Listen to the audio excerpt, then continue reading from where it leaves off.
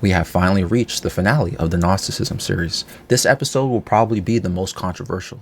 I see some people mentioning things about schizophrenia. I would say a lot of religious ideologies are borderline schizophrenic. But like I said last video, I believe humanity has a kind of Stockholm syndrome when it comes to faith. We're told we're in a relationship with God. Whether you refer to God as the demiurge, Yahweh, Allah, or just God in general. But when you look at religious texts like the Bible, God often comes off as ruthless. He frequently tests humanity, demanding faith in the face of immense suffering and adversity that we all go through. Many people find this relationship troubling, especially when suffering feels unjust and unwarranted, because the big question is, if God is so good and so powerful, why does suffering exist at all? Why does he make us endure pain and loss? And why does it feel like prayers often go unanswered? This dynamic can feel like an abusive relationship where believers are expected to trust, love, and obey God unconditionally, even when faced with hardship or silence from God. And yet, we excuse this and cope with it and claim, oh, this behavior of God is framed as a test of faith or part of a divine plan that is beyond human comprehension. In some ways, it mirrors the psychological phenomenon of Stockholm syndrome, where people develop an emotional bond with someone who holds power over them, even if that person causes them harm. With faith, we're told to see suffering as part of God's mysterious will, to view challenges as opportunities for spiritual growth, and to trust that his love is constant, even when it's hard to feel or understand it. Your faith in this context can even come off as borderline schizophrenic. You're expected to hear and follow a divine voice that others can't see or perceive, to act on beliefs rooted by an invisible being, and to interpret personal struggles as messages or tests from God. To an outsider, this can look like a disconnect from reality, a willingness to endure pain, or even to justify harm and abuse because of a belief in an unseen, often silent force. This behavior, while normalized in many religious contexts, might resemble symptoms of delusion or misplaced dependency to those outside your faith. And this is a perfect way to start off the finale of this series, because this raises deep questions about free will, the nature of good and evil, and what it means to be in a relationship with a divine being. Is this truly love, or is it submission to an all-powerful force whose motives we can never fully grasp, as they say? For some, this tension is what keeps faith alive, a wrestling match with the divine. For others, it feels like an unjust demand to endure and justify suffering without clarity or reciprocation. If you've been keeping up with the 2 other episodes, in 7 days, the demiurge created the earth and the heavens, and on the first day, he said, "Let there be light." On the 6th day, he created humans. A very similar construct of Yahweh, aka the God of the Old Testament. But here's where we branch from biblical scripture into the Gnostic version of these events, and you will see what I started this video with, the Stockholm syndrome and the schizophrenic talk. You'll see these psychological phenomenons are just a reflection of God himself, aka the demiurge. When God created Adam in the book of Genesis, the first human, God created Adam from the dust of the ground and then decided to breathe into him. And this is what brought Adam to life. Then Adam was placed in the Garden of Eden, right? That's what it says in the Bible. But this story, this creation story, is actually missing an important detail that Gnosticism rationalizes. When the demiurge said, yo, I'm God, aka Yahweh, I'm going to make humans now, And I'm going to make them out of earthly matter, like the dust of the ground, which it mentions in Genesis. And when the demiurge crafted Adam, or made him, this is when the demiurge finally realized, he's making Adam right now, right? The first human. He finally realized something isn't right. He made the first human, but he was lifeless. Adam's body is just laying on the ground. He couldn't move or function. So the demiurge is like, if I'm God, how am I making a flaw here? Impossible. All my creations are perfect, right? I'm perfect. I'm God. That's what he says. Now, in the quote, 6 days as the creation theory so far, somebody was watching all of this happen.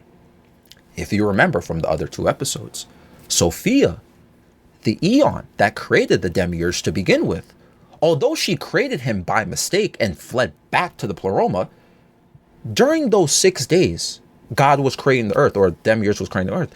She was observing what the demiurge was doing the whole time. And she realized why the demiurge on the 6th day was making human beings. He was actually making humanity because he wanted to assert his power over his creation and have them subservient and obey him. He basically wanted to create slaves who worship him all day and night, which is humanity, and basically create the concept of a soul, which our souls will be trapped here forever in the material world. At that point, we can always serve him, right? Which is something Buddhism talks about escaping. This is just not Abrahamic religions here. They talk about escaping the cycle of suffering that exists in the material world so we can reach nirvana, for example. And Sophia, watching all of this happening, and she watches when Adam is made and his lifeless body laying there. Sophia is worried that the demiurge will somehow figure out or create an actual soul. And she decides to prevent this from happening by fooling the demiurge and puts her own divine spark, or quote, breath, into Adam's body while the demiurge is trying to bring life into him.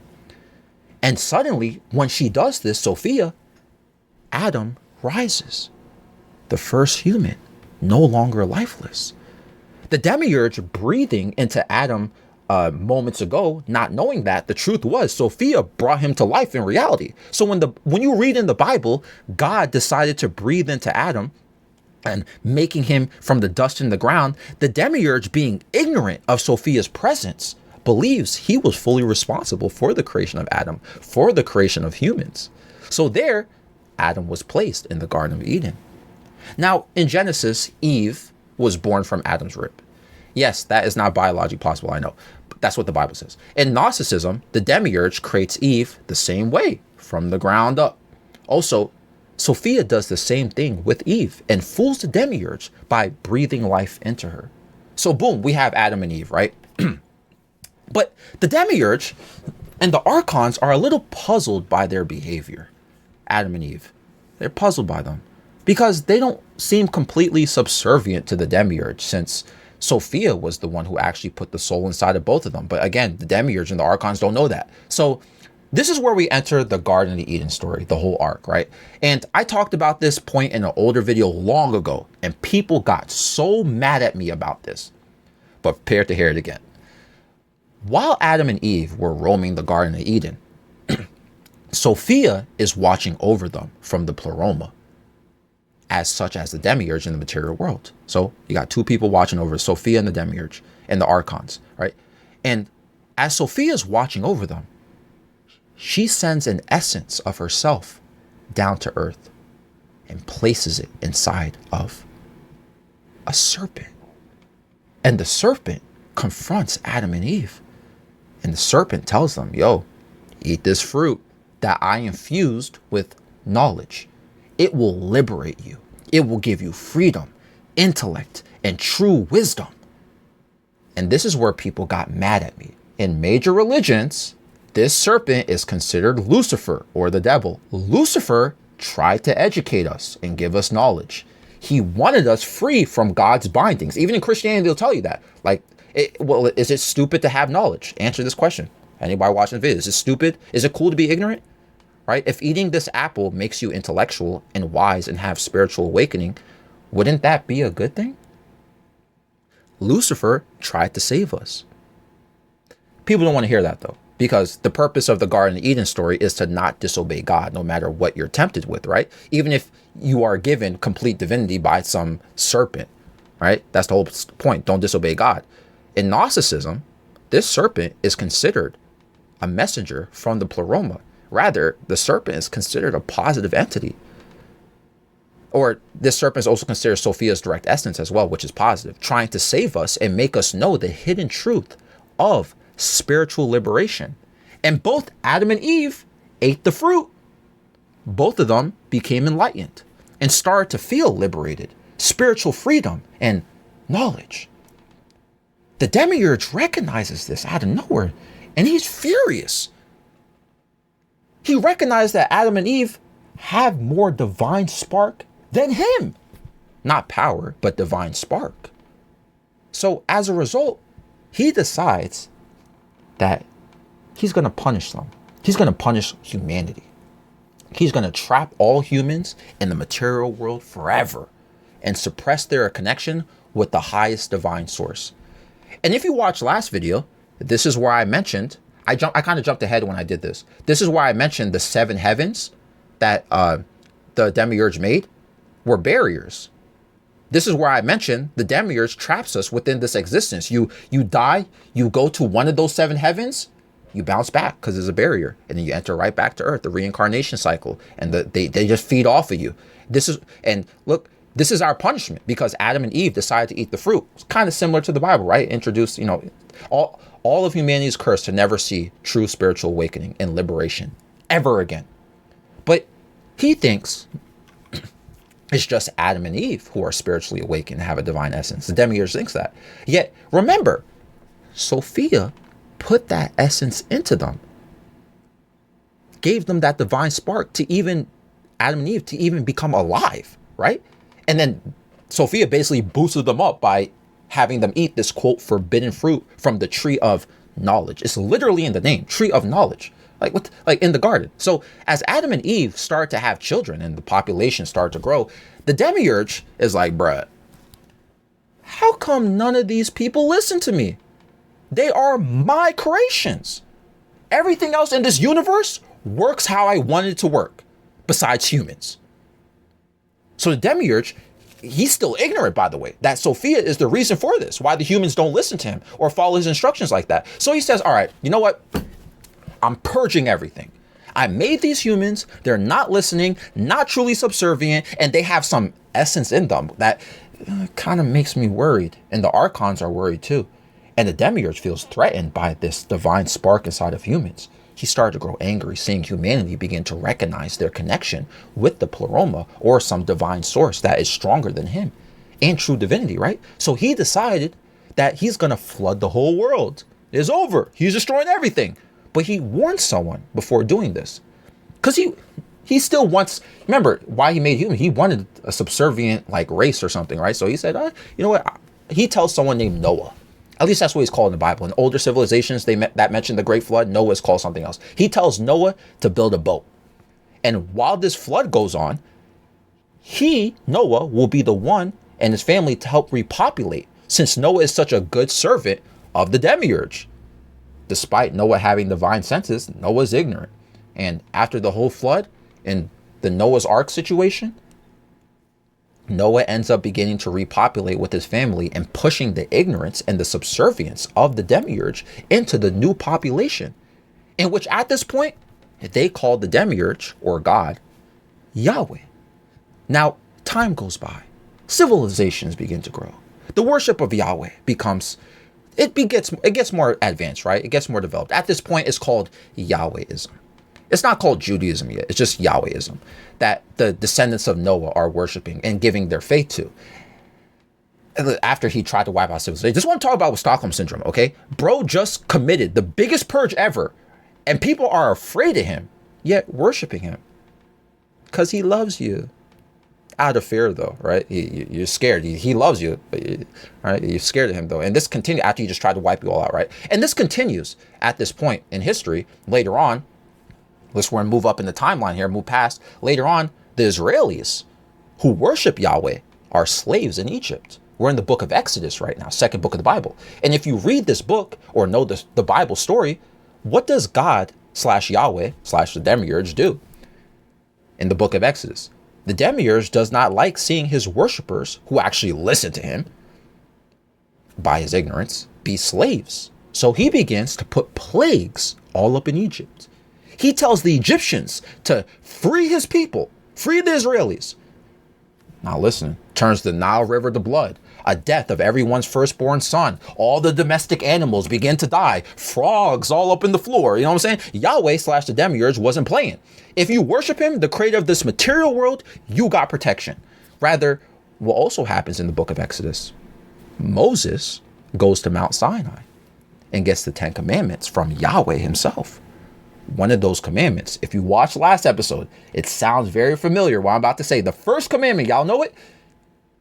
You shall have no other gods before me. Nearly exactly the same line the demiurge said when he became self-aware in the void before creating the heavens and the earth. He's that serious. You see how that's the first line? Like the first commandment, there's a coincidence for that. Like the arrogance of this guy. And again, demiurge still doesn't know that there's actually a God above him, really. So in Gnosticism, and I know a lot of y'all feel the same way about religion in general, right? In Gnosticism, they feel the 10 commandments were given as a tool of control. These laws and rule sets you see in the Bible to this day that people say was inspired by God, or I don't know why some people say it was written by God, but it was inspired by God. It's just rules that the demiurge made to bind people and control them.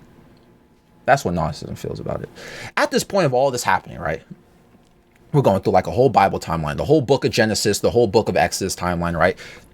As it's all happening, Sophia feels awful. She is deeply dealing with sorrow for her mistake. She's suffering as she's watching the suffering of humanity. You can say, out of fairness, this is all her fault, technically. One mistake she made started all of this. And let this be a lesson. Because I feel like I do this too. Even though she made a terrible mistake and she's depressed about it, she realizes mistakes have room for redemption. You can make mistakes, but if your heart is in the right place, you can make right out of your wrongs the best you can. The other eons in the Pleroma see Sophia suffering from sorrow after her mistake and watching humanity suffer. And they begin to see what she's doing to try to help humanity with the whole Adam and Eve stuff and the breathing air. And at this point, the whole Pleroma knows what Sophia did and what's going on here. Instead of bashing her or punishing her for her mistake, they decide to assist her. The eons agreed in the Pleroma that this is how they're going to help Sophia and fix this problem. They're going to send her male counterpart, Logos, aka Christ.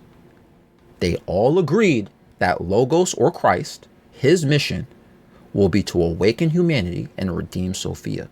Christ will save humanity and liberate us. So Logos, or Christ, this is crazy, by the way.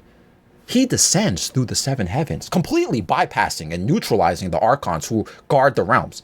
You know what I'm saying? Like, he's untouchable. At this point, his spiritual essence is in the material world. He just walked in. His spiritual essence just walked in there completely. And he inhabits a human form through Mary birthing Jesus Christ of Nazareth. And I think we all know the story of Jesus, right?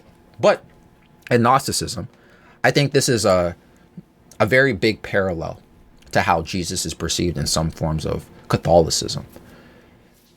Jesus was teaching spiritual enlightenment. He was showing people or helping people understand and recognize the divine spark inside of them, making people feel like there's something in you more valuable than worshiping some deity. Jesus pushed the concept of introspection, self-education, and being more in tune with the strong spiritual experience. None of this Yahweh or God stuff. Self-awareness and love is the truth to reaching divinity. In Gnosticism, he doesn't really say he's the son of God. He says he's a divine origin, but take that for what you will, right? Also, he does perform miracles, but he doesn't do it to be like, look at me, I'm a divine source, watch me do all these tricks, right? It wasn't like magic tricks. He does it to inspire humans, to let them know that we also have that same power within us as well. His miracles, again, weren't just magic tricks only exclusive to him. With enough spiritual awareness and liberation, putting your mind to matter, you can do anything in life. Now, unfortunately, doing this and basically pushing people away from the demiurge made a lot of people very mad. Rather, it was a challenge of authority. And it started to unmask the truth of the demiurge. So when people got mad and decided to put Jesus through a crucifixion, this goes several ways depending on what Gnostic school you follow. Some people don't even believe in Gnosticism that Jesus was a physical person. So let me just make that clear, okay? And that narrative goes a long way because a lot of people feel that way today. A lot of people think Jesus Christ wasn't an actual real person. But in the idea that he was a physical person, let's say hypothetically Jesus was an actual physical person, right? In terms of Gnosticism, okay? Who had Logos / Christ's spirit inside of him. He apparently left the body before crucifixion, right? The dude just dipped out right before he got nailed on the cross. And he wanted the physical body to die on purpose to prove that after he resurrected from death, you will realize death is only an illusion. The material world that we live in, humanity, us right now, everyone watching this video, is only an illusion. It's a game. It's a matrix. And the only way to make it to the truest ascension and source is through Gnosis. And this is where the whole name comes from. Some people say Gnosis, some people say Gnosis. I'll say Gnosis, right? Gnosis is basically having a personal understanding of the true nature of existence. Monad and the liberation of the ignorance that this material world puts into you. You need to have awareness of it. It is the only key to escaping this cycle of reincarnation that the demiurge puts us in. It is the only way for your soul to reach the pleroma, the highest state of consciousness, Christ consciousness. Every person has a divine spark in them, a fragment of Sophia. But you need to detach yourself from the material obsessions we have in this world, the things that we overindulge in, the things that we're addicted to, especially the material things or the feelings that don't really help with our own spiritual awakening. Is this a fact or not? We are obsessed with a lot of things in the material world, right? You need to seek true inner spiritual awakening, and you will find that liberation through everything here. And you will find happiness after death. You will reach the highest form of consciousness, of life, of love. You don't need to connect yourself with a quote God as a demiurge. You need to connect yourself with the infinite source. All that sacred geometry we talked about in the first episode, that's the infinite source. That's infinity. As Jesus would put it in this case, in Gnosticism at least, the kingdom of God, not the demiurge God or Yahweh, real God, infinity, the monad, eon. The kingdom of God is within. Seek your inner light, self-knowledge, love, and detachment from the material essence. And that is that inner light. This is Gnosticism. This episode is found on Spotify and YouTube. Times Square. Nightmare 7 a.m. in the morning though. No surprise. Times Square's you and I under those lights. No disguise. Don't tell me everything you wanted was a lie. All those city lights, it's an endless night. Never expected you to bring me so much life. Close my eyes too long, then it's time to say goodbye. Let's dance all night until the stars don't show glow. Till the sunrise, then we go solo. Making up for all the the times that we were low. Let's make some memories before we do go. Let's dance all night until the stars don't show glow. Till the sunrise, then we go solo. Making up for all the times that we were low. Let's make some memories before we do go. Caution. Wait a moment, keep my heart locked away, it's filled with emotion. Gave the key to you, right in front of you is open. Hey, try your best to not leave it broken. Oh, it's been a while since you know it's frozen.